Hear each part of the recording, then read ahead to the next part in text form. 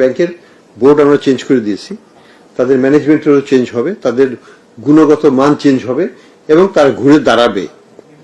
এবং শুধু এটাই একমাত্র পদক্ষেপ নয়, আমরা আবার ওই ব্যাংকগুলোকে আমরা যাব, প্রত্যেকটা ব্যাংককে আমরা অডিট করব, প্রত্যেকটা ব্যাংকের আমরা নতুন কার্যপ্রণালী কি হতে পারে, কোথায় রিস্ট্রাকচারিং প্রয়োজন হবে সেটা আমরা দেখব এবং একটা রোড ম্যাপ তৈরি করব।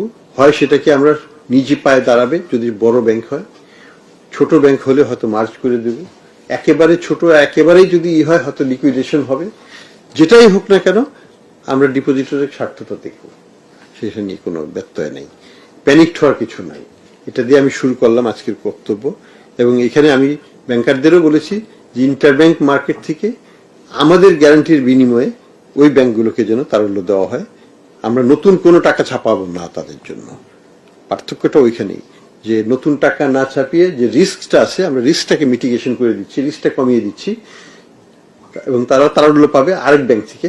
ফলে ওভারঅল মানি সাপ্লাই বাড়বে না, কিন্তু আমার ম্যাক্রো স্টেবিলিটি নিয়ে কোনো সমস্যা হবে না।